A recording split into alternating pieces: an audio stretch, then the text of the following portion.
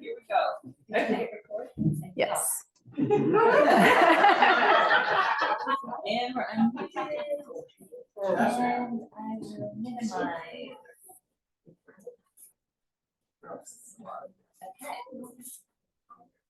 Okay.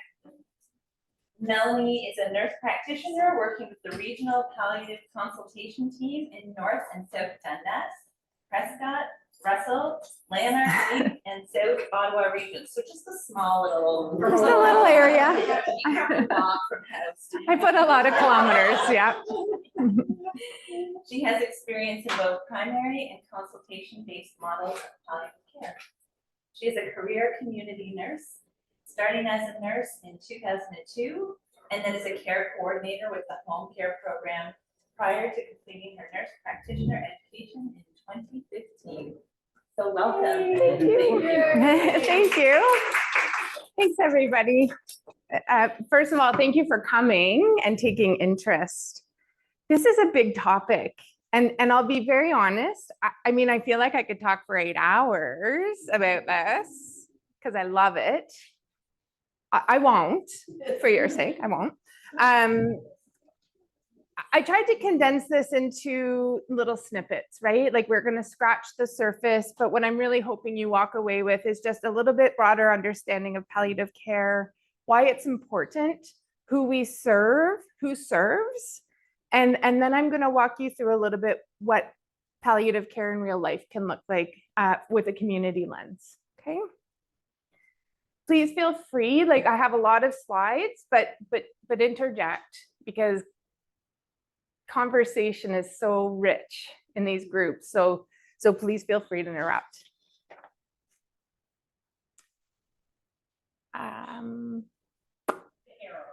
Okay, I'm pressing the arrows. We're good.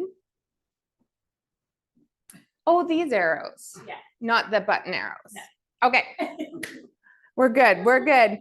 So our objectives for tonight are to be able to define palliative care and who might benefit from palliative care. We're going to talk about the 3 stages of palliative care, meaning a stable palliative, transitioning palliative lens, and end-of-life care. And then we're going to relate these stages to a case study. Oh my goodness gracious. I apologize. Okay, in terms of disclosures, I actually I have none. I work full-time for the regional palliative consultation team. I do education through Palliative Canada, and I teach LEAP, and that is a paid position. And I teach about 2 LEAPs per year. Overall, I'm a human, and I have a really vested interest in palliative care because I will need palliative care someday too.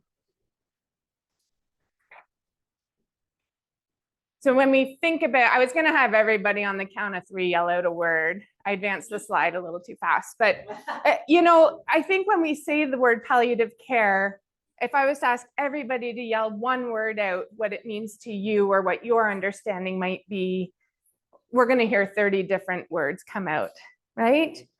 So tonight we're gonna try and cover all of this stuff and know that palliative care has lots of different meanings to lots of different people.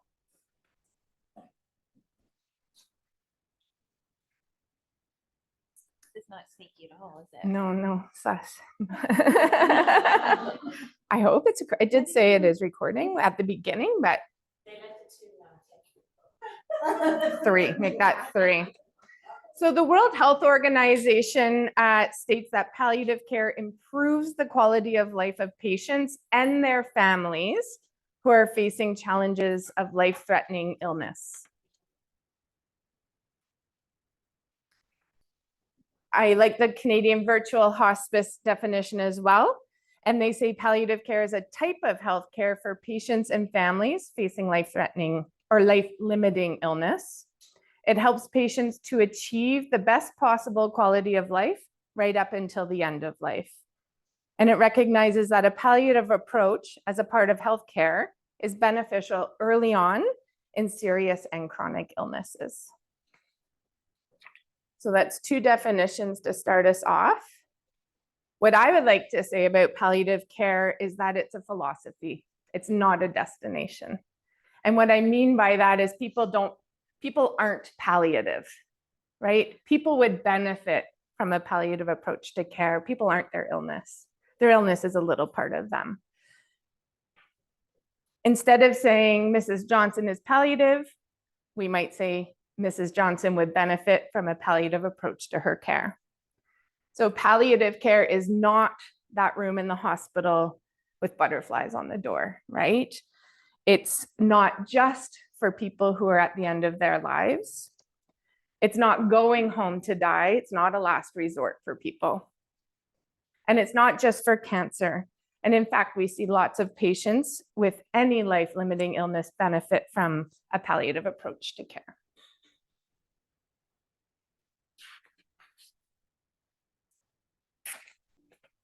I have to use notes, and I apologize for that. I'm not off the cuff like Janet Lee. So in a really large Canadian study, albeit it's a bit dated, it's from 1999, patients with life-limiting illness were surveyed, and this is what they wanted. So they wanted to achieve adequate pain and symptom management. They wanted to avoid inappropriate prolongation of dying. They wanted to achieve a sense of control. They wanted to relieve burden from family members. And they wanted to strengthen their family relationships. They identified this as a priority in the short time that they may have left. This is important as it does encompass many, if not all, of the facets of palliative care. And although these wishes may not be true for everybody, or these priorities may not align for everybody, it emphasizes the importance of access to palliative care, where both individuals and the family unit together are heard and incorporated into the care plan.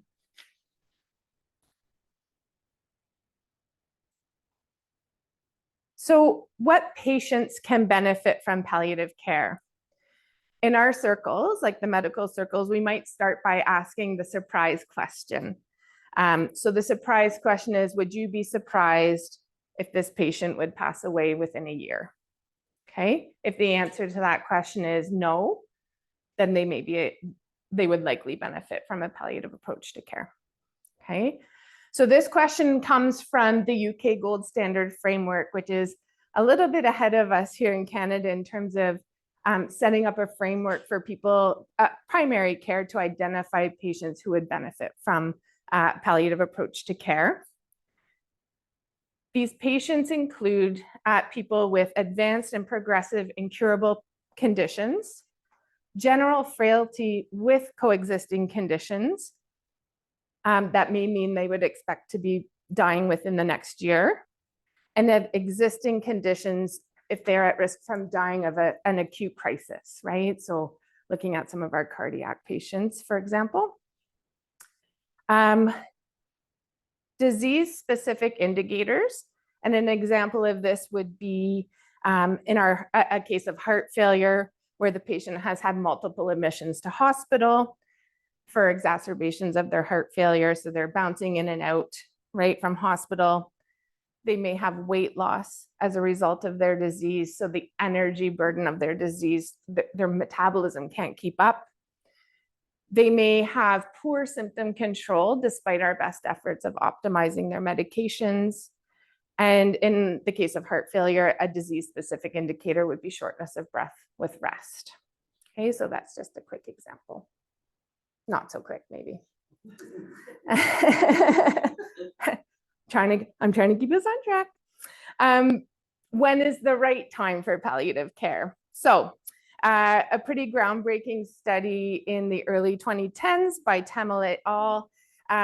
They found that when clients are referred in early in their disease trajectory,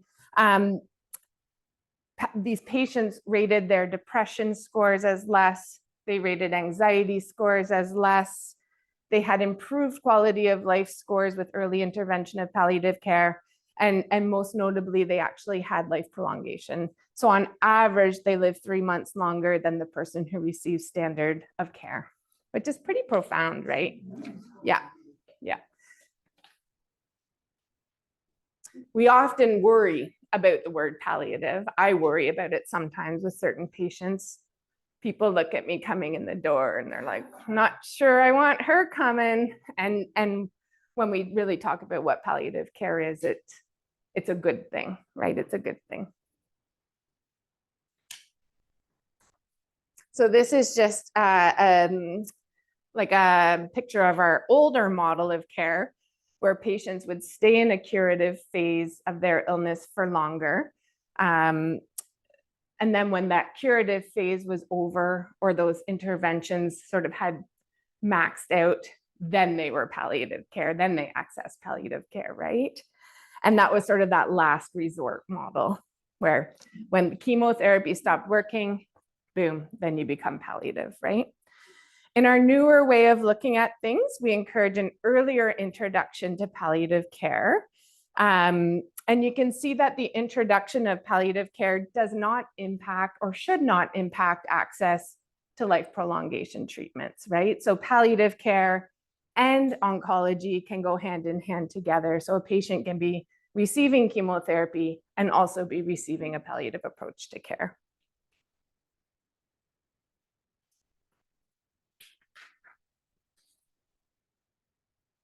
So palliative care, it goes where you go, right? It goes where you go.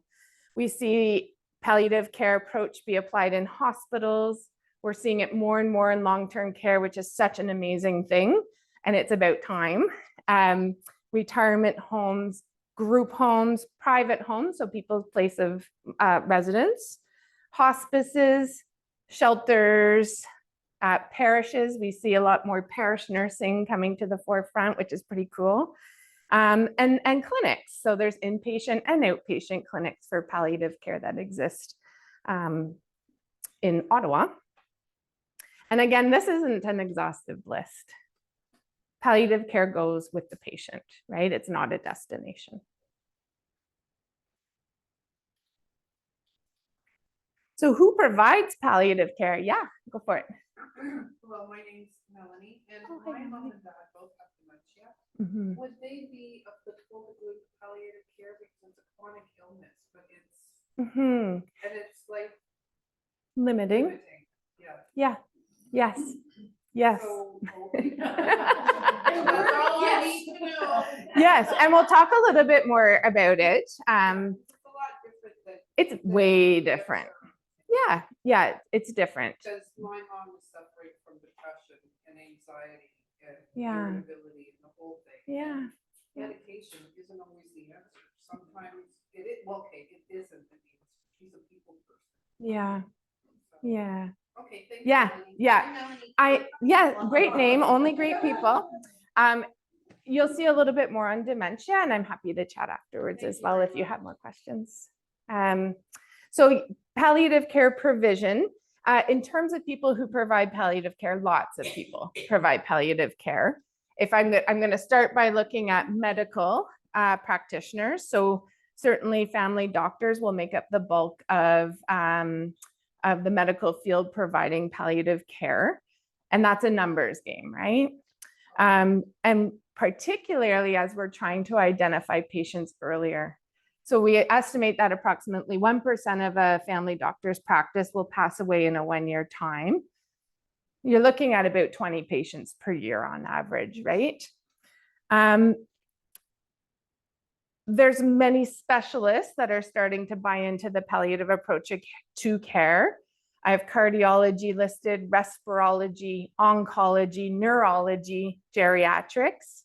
And at the Ottawa Hospital, we do have palliative clinics working with nephrology, hepatology, so liver specialists, neurology with the ALS clinic, but also seeing people who have multiple sclerosis, Parkinson's disease, and other neurologic conditions. And we have a palliative cardiology clinic as well, which is pretty cool.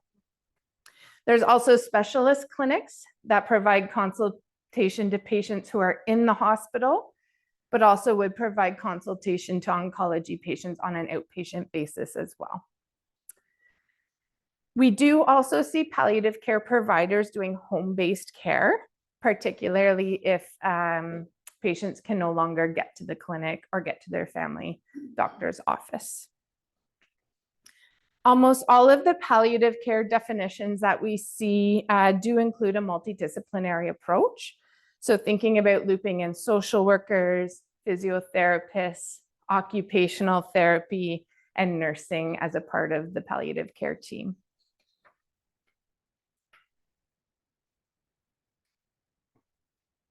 So as every patient's needs are going to be a little bit different, the provision piece will look different as well.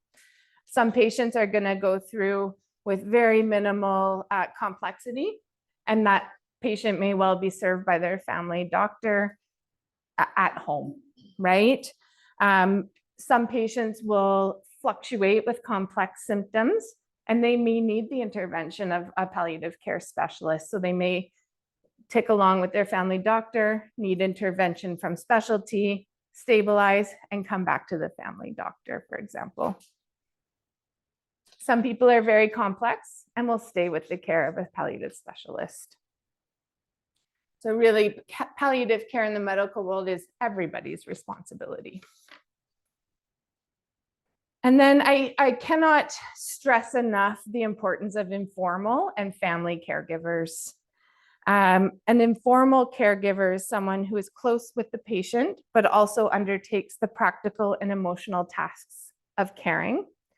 Often we see this being family members, kids who take care of parents, spouses looking after their partners, and sometimes even close friends or neighbors.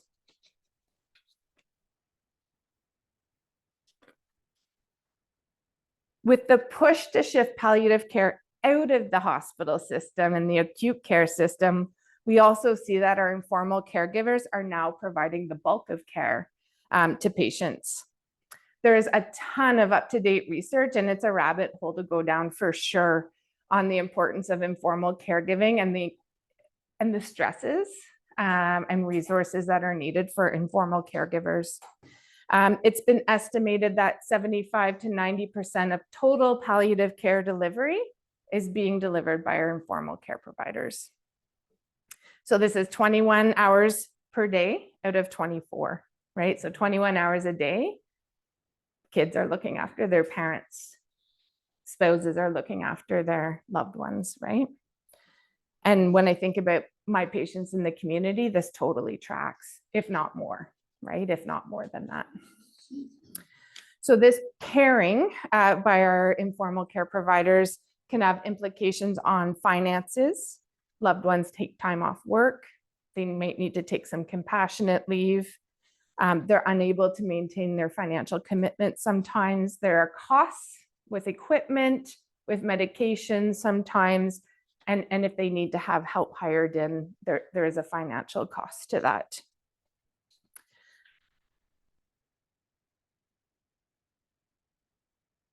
Caregivers who go unsupported may also express higher rates of depression and anxiety, specifically when providing end-of-life care. And finally, we see the physical effects of exhaustion. This 21 to 24 hours a day of caring is physically exhausting.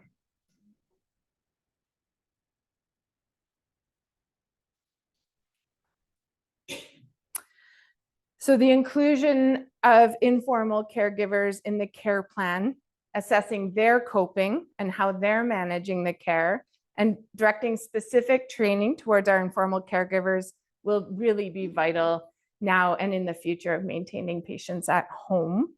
And with the healthcare human resource crisis we're facing, or that we're in the midst of, this is more important than ever.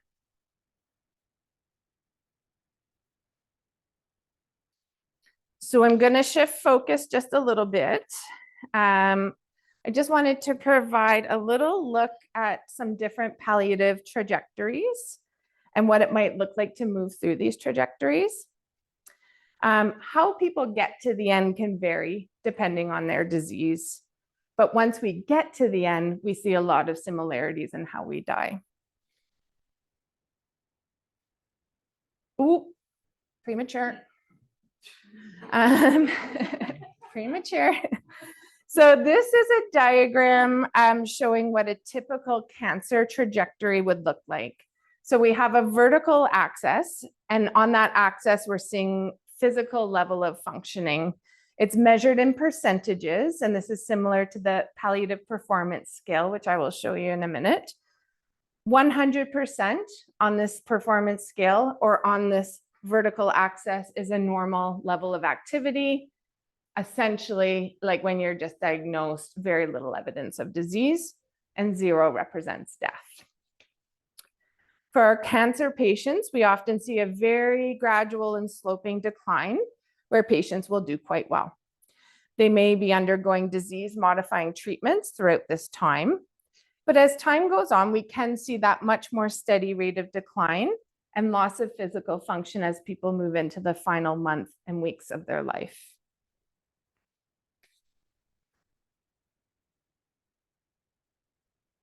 This is a diagram of end organ disease, so heart disease or lung disease. And with the same vertical and horizontal axis, but note that in this one, the time axis can be years, right? So the trajectory of illness with heart failure and lung failure or COPD can be quite long and protracted. The gradual decline, it's a gradual sloping decline, but it's marked by little blips. I call them blips in the radar, right? And those blips happen, they might represent a hospitalization or a big exacerbation requiring acute care, lots of medications. And generally speaking, we're going to see these patients come back up, right? They're going to recover from those blips. But what you will see is that each recovery doesn't quite make it back to where they were before, right? So we see this downward slope marked by these blips. And what over time, as these blips have happened, what we aren't sure of is what blip will be the final blip, right? Because at some point the blip will go down and we won't have a recovery. And finally, this slope is for dementia and frailty. And again, you can see that these patients tick along on a very gradual decline, but at a very low functional level for a very long time. They might have little periods of setbacks, but you can see the dips or the blips just quite aren't as deep as with our lung disease and our heart failure. They might be little setbacks, but then a return to baseline, and they slope downwards gradually towards the end of life. What's hard about this is that this prolonged trajectory can make prognostication uncertain. So people can live for many, many years at a low functional level, and we're not quite sure when the end may come.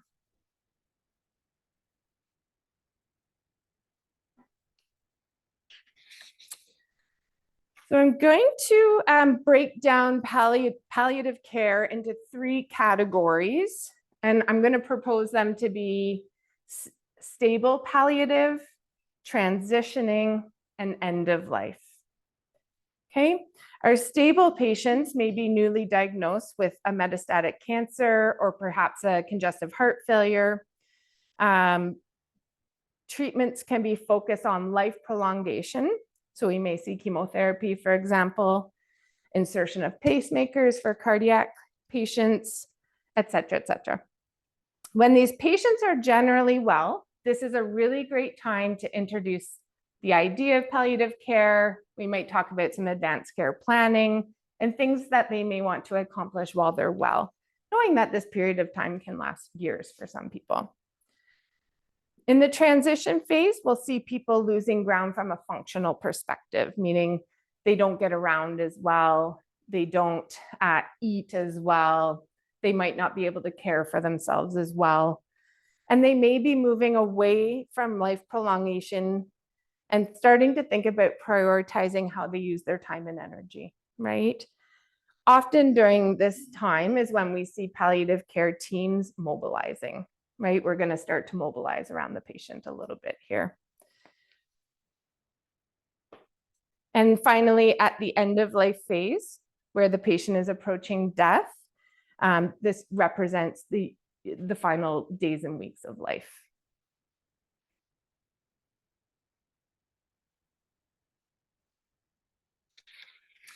Throughout these 3 phases, we can have acute events, right? None of us are invincible, really.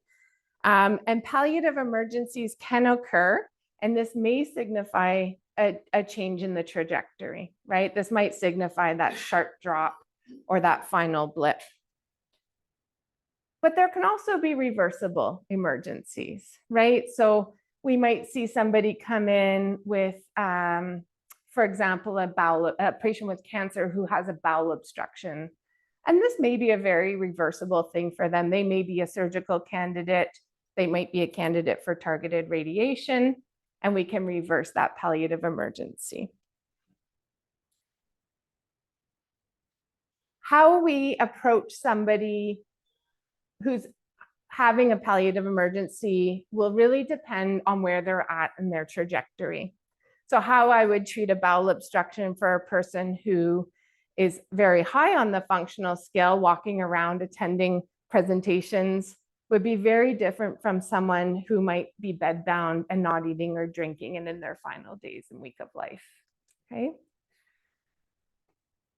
With acute events, management of the underlying cause is sometimes possible, and management of symptoms is always possible, right? Always managing symptoms and sometimes managing the underlying cause.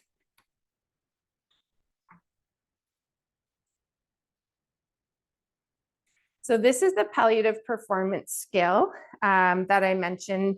And you can see in this, it does have our stable marker, transitional marker, and our end of life marker. And really the palliative performance scale is an 11-point scale that measures only functional ability. Okay, so this is physical measurement of physical abilities. It's read from left to right, and it's based on the client's potential. So if I come in and see a patient, it's just a really crummy day, and they're having a hard time getting out of bed, but I know they can get out of bed, I'm rating them as being able to get out of bed versus being bedbound, okay? So it's based on potential. And we use these skills really well, for a few reasons, actually. We use it to have a common language among care providers. So if I call up a colleague and say, Mrs. So-and-so's PPS is now 30%, in a snapshot, my colleague knows exactly what Mrs. So-and-so's functional ability is and what that might mean in relation to her disease and what kind of timelines we might be looking at. We often will use the PPS to prognosticate. This is really only validated for cancer-related diagnoses. But as people move into the lower PPS scores, we can use it to prognosticate. And we also know that once somebody gets to the point where they're no longer taking anything by mouth, which would be around a PPS of 10, prognosis is about 2 to 10 days on average. Okay? So we do use it for prognostication. It's important to know that for prognostication, this is way less reliable in diseases like, or syndromes like frailty, diseases like dementia, because again, they can percolate for a long, long time at a low functional level.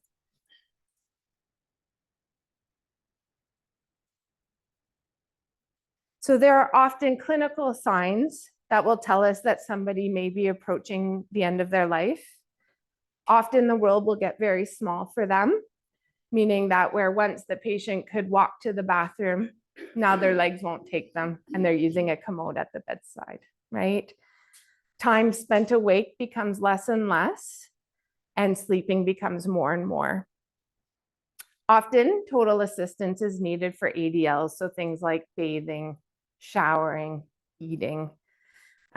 We see a marked decline as people approach the end of life in intake. So people are eating very little, and often this is preceded by a months-long decrease in their appetite. And it is a very distressing symptom, and it's hard to help with. But the body's smart. The body is so smart, it just turns off the need for food. And often how we approach it is by normalizing it. This happens for all of us. putting food in is counterproductive for what the body's energy needs. Okay, it takes too much energy to digest. There can be some difficulty with swallowing, and this is just a loss of energy, a loss of coordination of the muscles that it takes to coordinate the swallow. There can be a real decrease in urine production and bowel movements. Just a general slowing, right? And signs that death may be imminent. Usually we see these signs in the final days or hours. The patient's level of consciousness will be decreased. So there's really very little meaningful awake time. Patients will sleep more and more, interact less and less. And then we can sometimes see changes in breathing patterns where the patient may become apneic. So they might hold their breath a little bit and then take some big gulping breaths. We might see some upper airway secretions. So it's like a little a purring type noise. And this happens when our breath moves against saliva or mucus that we would normally swallow down, but now that we can't swallow. So it sits in the back of our throat. We'll see sometimes a transition to what's called Kushmal breathing. And this is a real automatic type breathing. It's regular, it's rapid, and it's a real sign that the body's really focusing all of its energy at the brainstem for all these automatic reflexes that happen. We'll see the circulatory system shut down, and that can look like hands that are cool to the touch or mottled. You'll see the feet turn a little bit of a funny color. That might progress to the knees. And again, this is the body being so smart, just shutting systems down to keep everything here, right? And then finally, we'll get to like a person's final respirations, and we sometimes call them agonal. We call it agonal breathing, although the patient's not in agony. It's more just a ragged final breath. And then it might be a pause, and you think this is over, and then it's up like a big breath, like just to keep us on our toes. The respiratory rate can really slow down to where a patient might breathe once every minute. But these are the final breaths. So once we have our final respirations, although it's very unpredictable, the breathing will cease.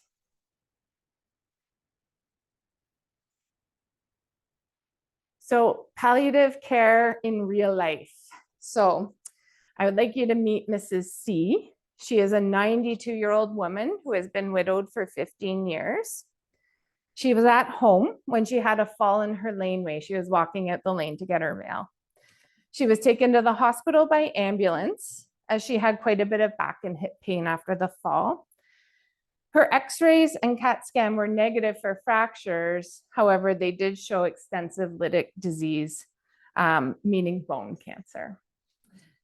In a 92-year-old woman with bone cancer, we know that that bone cancer has come from somewhere. And after investigations, Mrs. C was diagnosed with a primary lung tumor with metastases to her bone. And her first presentation was that dang fall. In the face of this devastating news, her team, meaning her hospital care team, had a family meeting to set some priorities for care. And loud and clear, Mrs. C wanted to go home. No surprise there. 92 years old. So Mrs. C lives alone in an old farmhouse, of course. So, and you know those stairs, and like you're not going up those stairs, right? The first course of action was to mobilize a team for Mrs. C.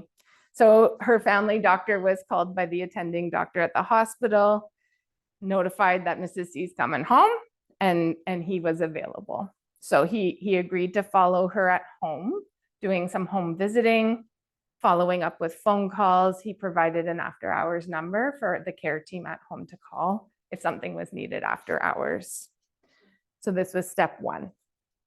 A referral was put into the home care program for palliative visit nursing.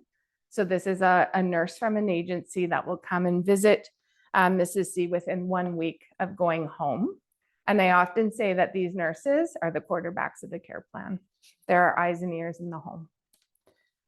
Another referral was put in for occupational therapy, who would be there within the first week as well, to make some recommendations for additional equipment that might be needed for Mrs. C, because we're bringing Mrs. C from the top floor to the bottom floor because she's not going to do those stairs.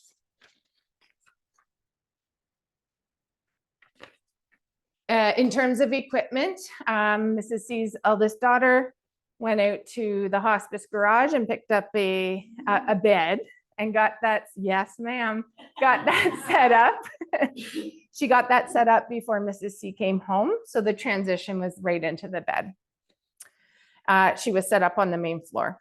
Her eldest daughter was from Toronto, had visited in the hospital and agreed to stay. So she essentially moved home or moved in with Mrs. C, because being alone is really hard. It's really hard.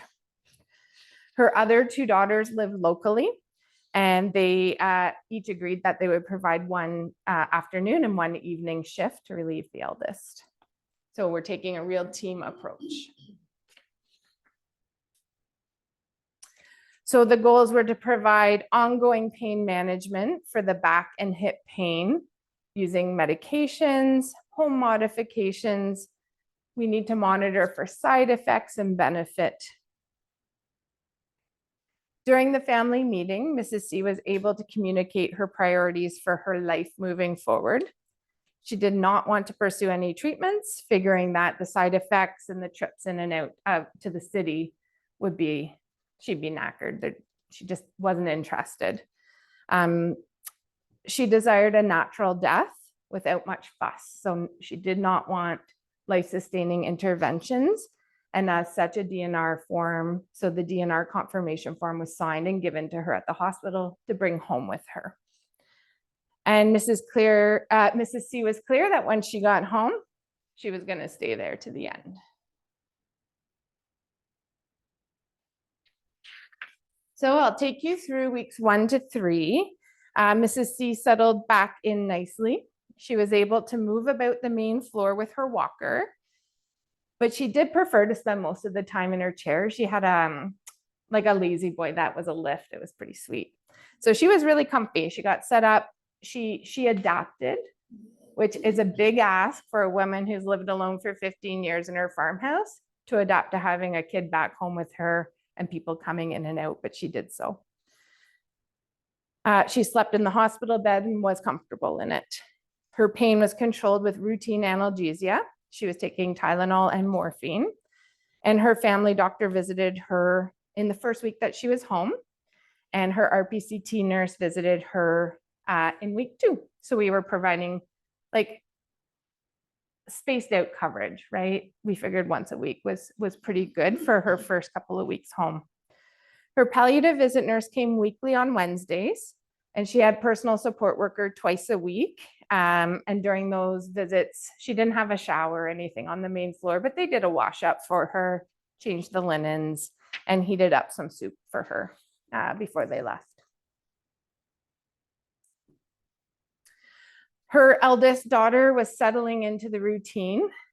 So between meals, fielding phone calls, which you know is a full-time job, when you have nurses calling, OTs calling, doctors calling, her days were filled. She was also needed just to be on standby. So anytime Mrs. C needed to get out of the chair or get to the washroom, her eldest daughter was on standby to help with that, just in case. And neighbors in her community had organized themselves to drop off pre-made meals and snacks. So the meal train was coming.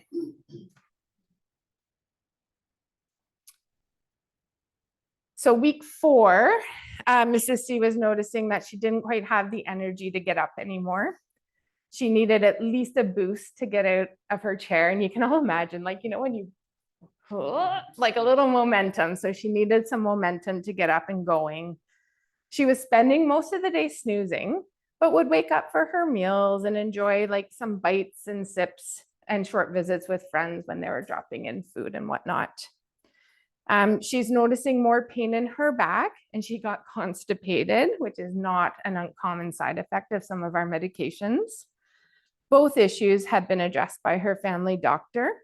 And when he noticed that sort of transition to her not getting up very much, sleeping more and more, he ordered what's called a symptom response kit. And in our region, we can order these kits through the home care program. They contain just a small supply of injectable medications so that if ever we got into a little pinch where Mrs. C couldn't swallow her pain medication, we would have an option for her. This was all part of the preparation for a home death.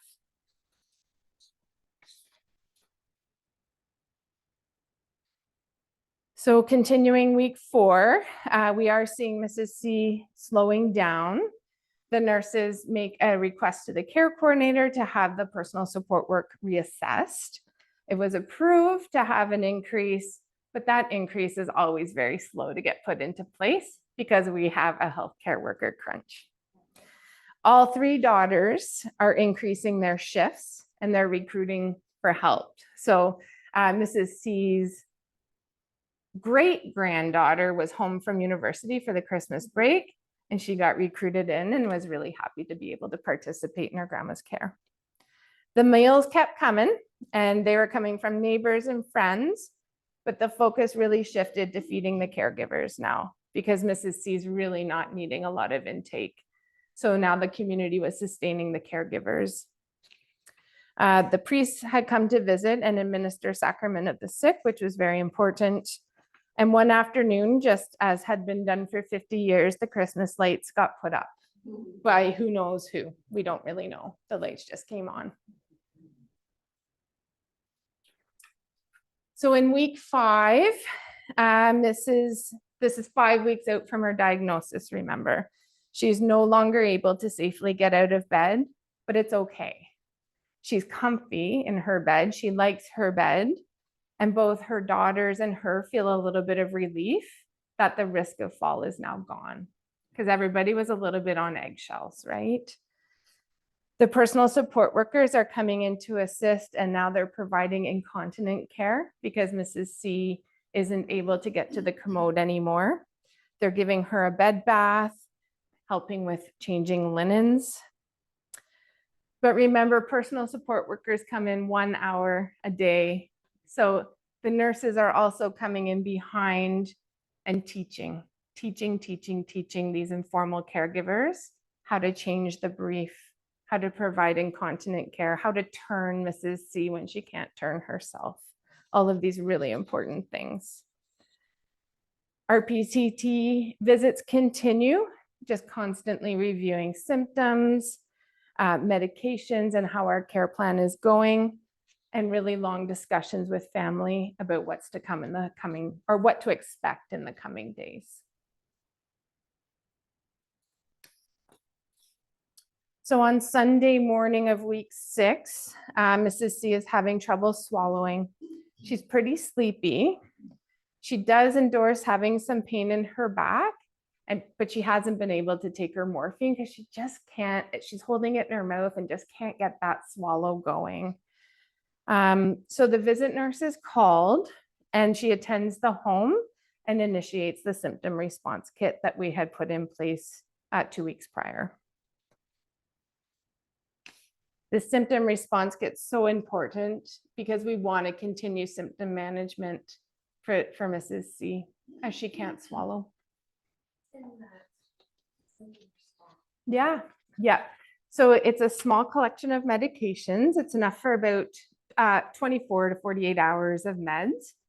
And we can customize it to what the patient needs. So we often put in an opioid for pain control and dyspnea management. Oops, sorry, microphone. We have anti-nausea medications in that kit. We have anti-anxiety medications that can help with agitation. We have medications that can help dry up some of the secretions if they come towards the end of life and if they're bothersome to the patient or family. We include a Foley catheter. Foley catheter is not necessarily medically necessary. That's a mouthful. A catheter isn't a given. If a person's voiding and doesn't want a catheter, they do not have to have a catheter.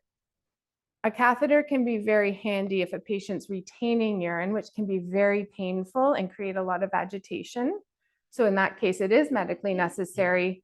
But also there's times, especially when we have our informal care providers doing 24/7 care, where having that catheter in can ease the burden of care. And for a lot of patients, they actually think this is great because now my loved one doesn't have to change my brief, which can be a dignity thing too. So we do include a catheter in that kit. Sometimes it gets used and sometimes it doesn't.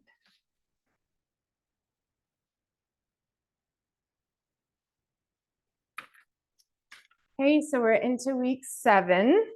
Mrs. C continues to stay comfortable. She's receiving regular subcutaneous injections. The family are taught how to give these injections.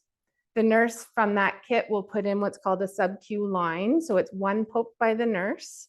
And then we pre-draw medications and have them available for the family to administer. So the family screws the little syringe on and plunges to administer. And the nurses are there to help teach and guide. I always say though, you don't have to poke. We let the nurses poke and the family just administer. She's wakening a little bit. She's rousable when you come in, like she knows you're there. She's had a few sips here and there of juice. The family, although the swallowing is precarious, the family are honoring her wishes for pleasure and taste. So she wanted a little juice. She had a little spoonful of juice. Okay. And the team is again mobilized and providing frequent check-ins to the 3 children, providing the bulk of the care. 2 of the 3 daughters are now living at the farmhouse so that there's always somebody there. It can be a 2-person job to turn and reposition, but also just emotionally, right? It's a 2-person job as well. The meal train continues and the freezer's overflowed at this point. People bring food and it's great. It's okay. Patient's not going to eat it, but fill the freezer with food. It's okay. Mrs. C's lane is plowed and the walkway is always salted for the carers who are coming and going. So on Friday morning at 5:30, Mrs. C took her final breaths.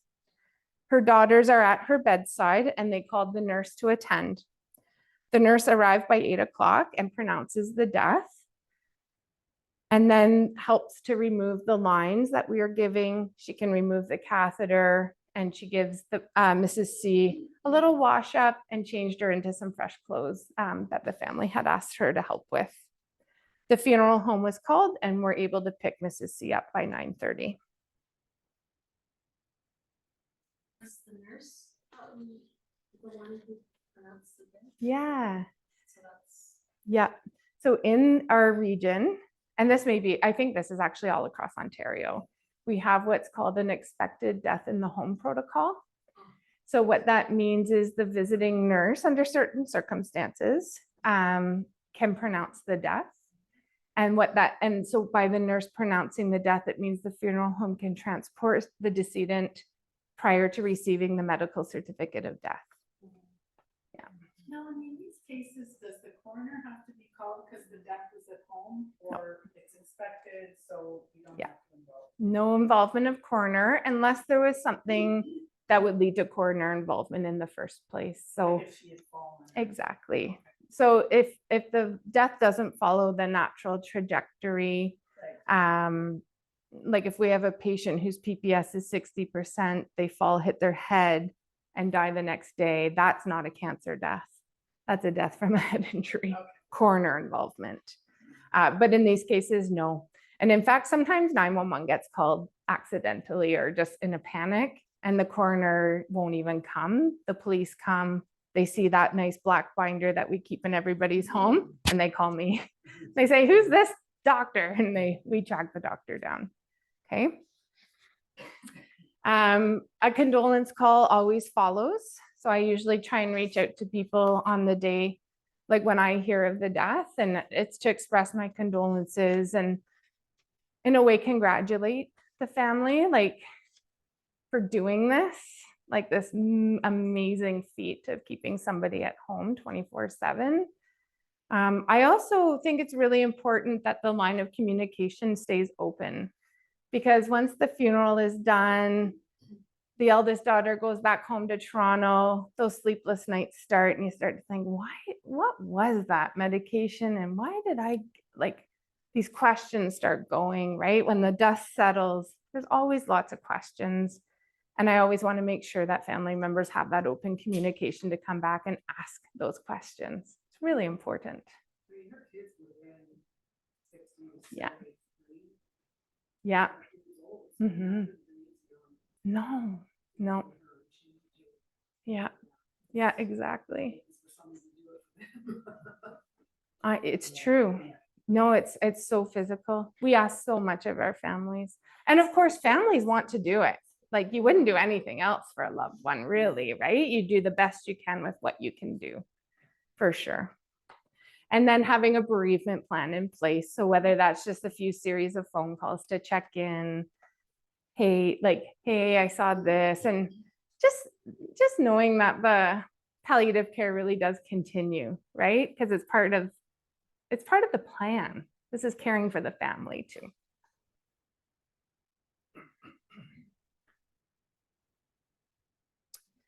So that was a pretty nice death. What I would say as a good death. Things followed along the expected trajectories, very minimal issues in terms of symptom management. That's not always the case, right? That's what we hope for. But it's important to know that it's not. Sometimes we have to work to get the unicorn and rainbows, right?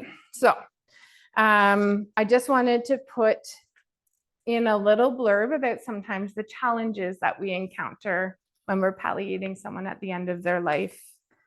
So there's lots of times where symptoms require escalating management, right?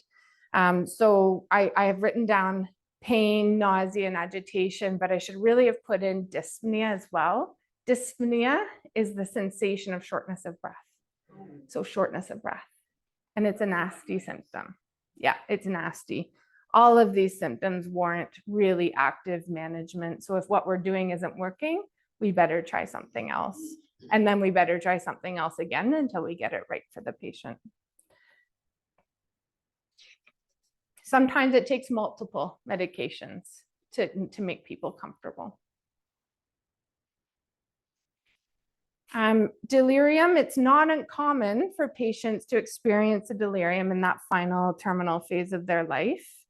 And in fact, up to 85% of patients will experience some sort of a terminal agitation. So mild symptoms can often be managed without medication. So sometimes it's more just quietening the environment, right? If there's too much stimulation happening, people's brains really try and keep up, but it can create a little bit of an agitated state. So if we can go in and quiet the room, we'll quiet our ripple, meaning that when we bust through the door, we're not clattering around as care providers. We're not banging things and ripping things open. We're keeping a hush, right? We're minimizing our impact on the energy of the room. And then delirium can also range from moderate to quite severe.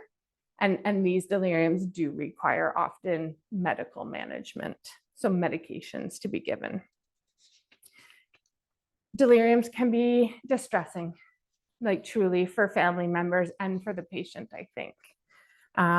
So reassurance and support to the caregivers and really active management to get the delirium under control is important.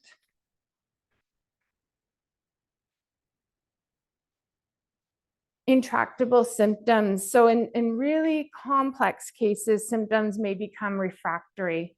And what this means is that with every reasonable intervention that we can try, we are not managing the symptom. And the symptom is causing suffering. So in these cases, and they are rare, the clinician may use medications that aim to sedate the patient, or they have a side effect of sedation when we give them. They're used to ease the burden or the suffering of that patient in the face of these refractory symptoms. it's important to know that the medications we use always for all of our medications, we're looking for the lowest possible dose for the best possible outcome. So when I talk about sedation, the goal is always for it to be proportional to the symptoms. So once we get our symptoms managed, there's no reason to keep increasing, okay?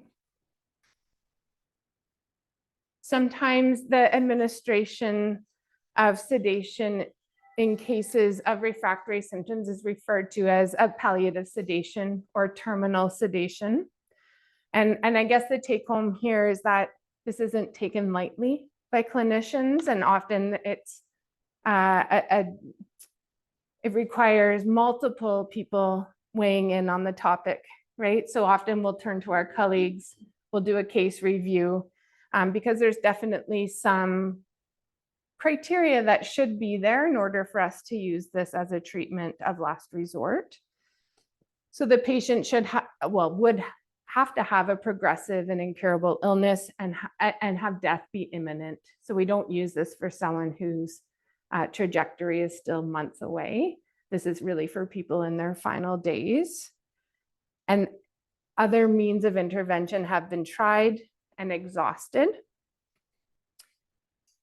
Consent needs to be obtained, of course, from the patient or the substitute decision maker, and this needs to align with goals of care. So if I have a patient who wants to have CPR done, palliative sedation is not for them, right? So the goals have to align. Often sedation will come, and it's to a level where sometimes even having sips or sips of fluid would be very difficult. And when we can no longer have sips of fluid, time is short, right? Usually measured in days.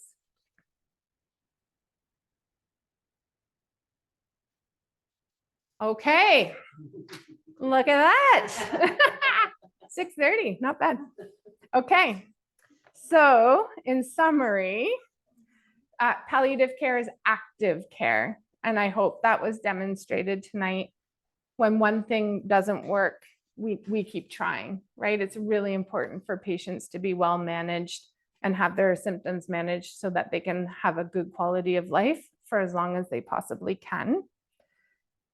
Palliative care aims to ease the transitions that are faced by patients and their family members as they move through their illness trajectory. Palliative care does not cause depression, anxiety, or take away hope from patients. Palliative care takes a village, which is why you are here, and it highlights the importance of really building your communities. And finally, palliative care can provide tools that are needed to ensure a gentle death, even in the face of unpredictability.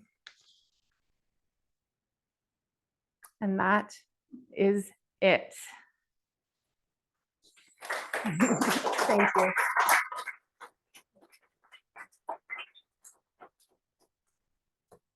Does anybody have any questions? I got through that way faster than I thought I was going. I had 30 slides last week and I ran out of time. Of course I can. Right there, the summary. You're welcome.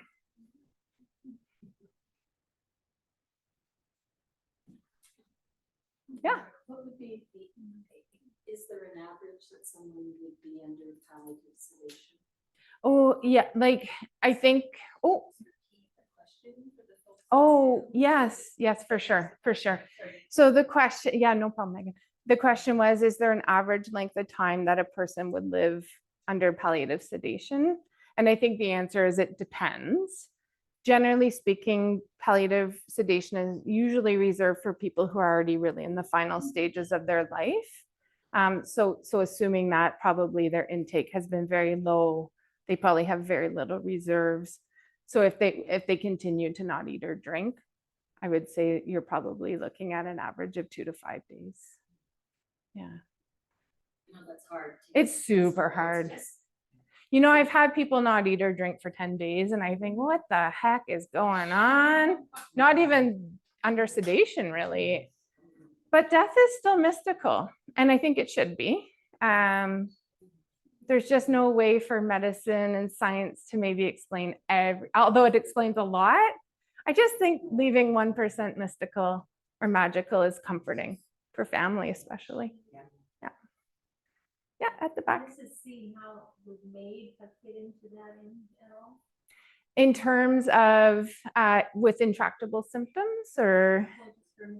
Oh, for Mrs. C. So the question is, how might MAID fit into that picture? I think Mrs. C would definitely be a candidate for MAID had she gone through the process of 2 independent evaluations. She certainly had a life-limiting illness.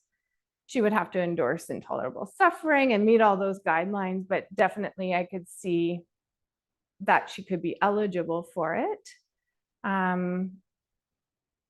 Once you do your assessments, what I find hard for some patients is finding the right time and not missing that window, because sometimes there is a window that can close on MAID for people. So as I think for Mrs. C, things went so beautifully that it probably wasn't on the radar because the natural death was really, really going well.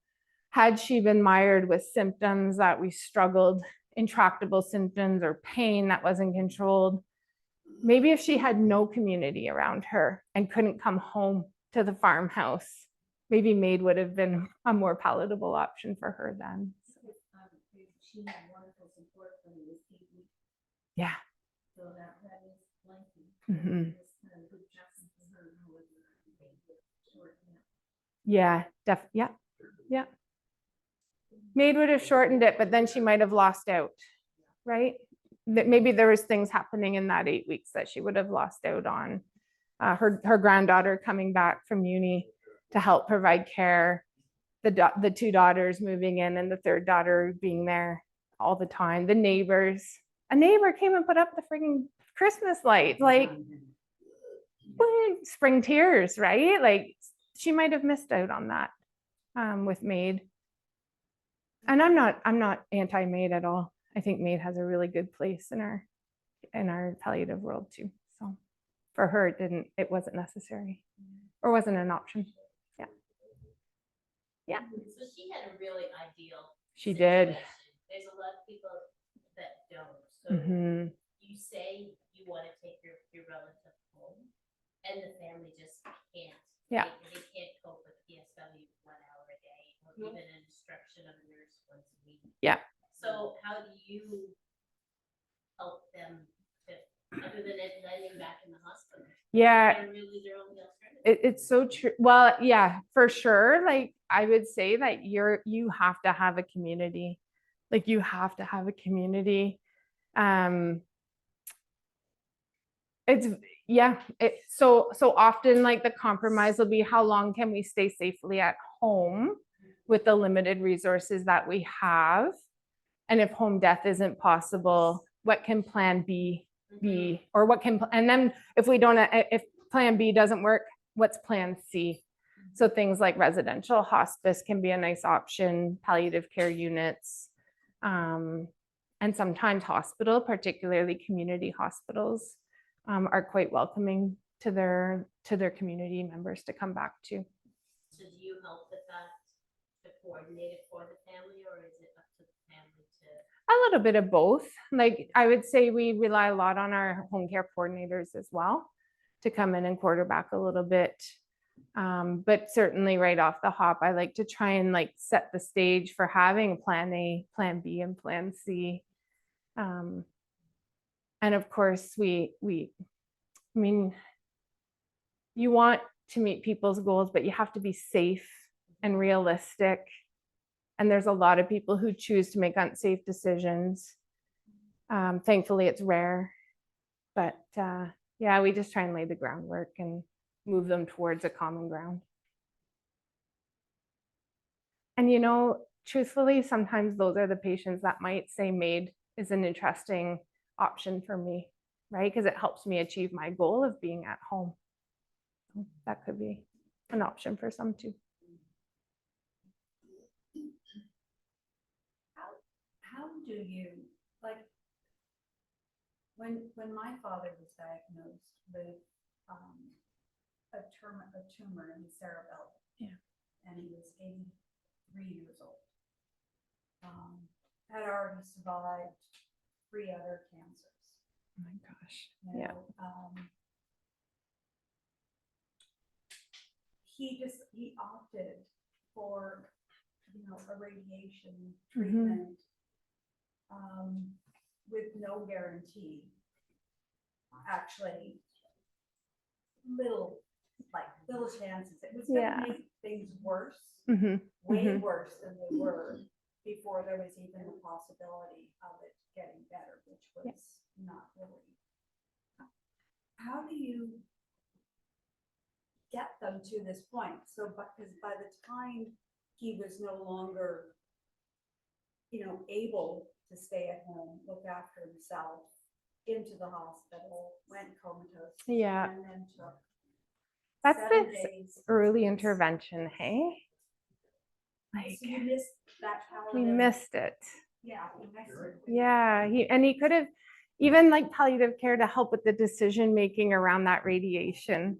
I honestly, and I think in our older population, there's still this very like patriarchal relationship with physicians and patients, right? There's a power differential that does still exist. And so if you're told, oh, radiation is your option, you do the radiation and you don't ask sometimes, right? Or Yeah, when you're not presented with other options. to be fair to the specialist, he really tried to, but That's the awesome. patient says yes, and so Yeah. therefore he Yeah. has an obligation Yeah. to the patient. I'm But curious, did that specialist offer palliative care as an nothing option? was even said Yeah. about palliative. I We think more and tried more to- we will see that, but Yeah. it's a work in progress for sure. We tried to push him that way. My sister, Yeah. is a retired nurse, and we were trying to move them that way. But because I think the end could have been so much better with palliative. Yeah. Sorry for that. How does one access these assessments for palliative? Oh, good question. So hopefully, oh, sorry, I'll repeat it if that's okay, because I have a mic for online. So the question was, how do people go about accessing these assessments for palliative care? So I would say your first point of contact is through your family physician, if you have one, hopefully. Just asking, say, do you think that mom's condition would benefit from a palliative approach to care? And if that might be food for thought. And if they say no, and you think, yes,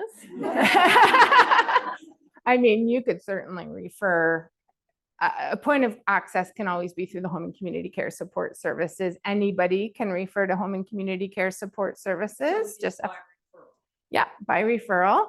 And you might say, mom's at home, she's got pretty advanced dementia, we're helping a lot, but we're seeing some things, right? And that might open the door to some home care services or even an assessment that might then open the door for that palliative approach. Yeah. It doesn't have to be specialist, right? Like the palliative approach to care might be as simple as a family doctor saying, you know what, you're on 1,400 different medications and none of them contribute to your quality of life. Let's start going through and seeing what we need and what matters the most. Or it might be saying, if your condition were to decline suddenly, what would your wishes be about resuscitation? Or opening conversations about goals of care. That can be palliative care too, right? So, But do you not think it still comes back to those of us in the family, the younger, like with their seniors, is to start having these conversations with them? Before? Yeah, definitely. Letting them know that it's out there. Yeah. Don't even know that this is available to them. Yeah, absolutely. And having those conversations is so important, because if something were to happen, if we look at that substitute decision maker hierarchy, if there's not a power of attorney set up and whatnot, it goes spouse and then it goes child. So you may be in a position where you're being asked to make decisions on behalf of your parent And those the answers to those questions should be based on what you believe your parents would have wanted, not what you want. So having those conversations is so important, and it helps patients keep control for as long as possible, right? Yeah. Yeah. Yep. Yep. Yeah, there's tons of great resources actually. But the assessment though would give you the list of options as to what kind of things are available. Yeah. Yep. Sometimes even like coming to your friendly neighborhood hospice and saying, you know, this is my situation. What do you think? Because there's such a wealth of information, even in this room alone, right? To network and be like, well, my girlfriend's mom did that. Like, you know, just collectively knowing what's out there. It's big. Not knowing how to, not knowing where to go or how to get supported, like the same assessments. That's where we get set in. Are we gonna be able to access the recording? Yes, I will provide the recording. I can email it to everybody. It will be available by noon tomorrow. Is that the ones that we're going to use? Yeah, yeah. The session is going to be recorded. Good. Yeah. So if you register, I have your email and I can send the link. Is there any other questions or? Thank you. Thank you. Thank you.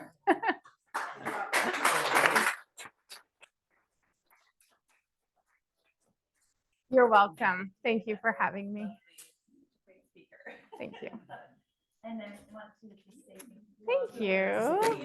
Aw, thank you so much. Thank you. That's awesome. Thank you.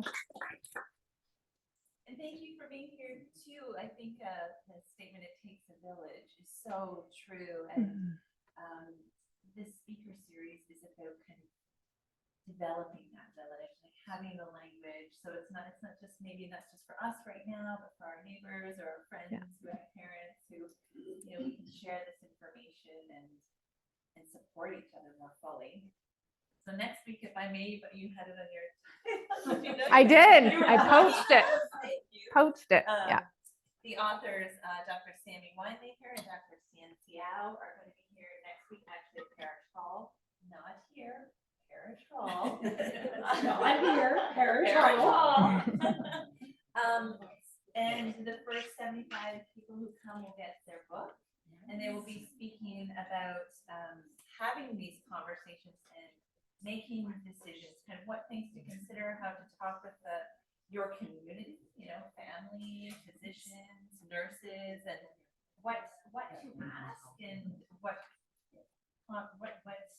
choices you may want to make for yourself and to let other people know. So it's a really fabulous topic, and we're really excited to have them with that tomorrow. And the first 75. First 75 get a book. Who come into the door. Right, so get there. Also, if that's not enough, there's going to be like appetizers. Oh, I'm there. I'm coming. However, just remember that it starts, the doors open at 4:15 and the presentation starts at 4:45. Oh. This the book is Parish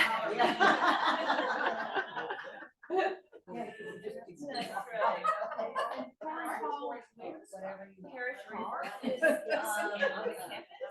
On the college campus. College campus, yeah. 40 campus. You haven't been to it? It's a building on the campus. So the address does go to. Yeah. 40 campus drive. Okay, well, thank you so much. Thank you. I'll give you this microphone. Thank you. Thank you for the flowers. Oh, it's so kind of you to It's my be here. birthday today.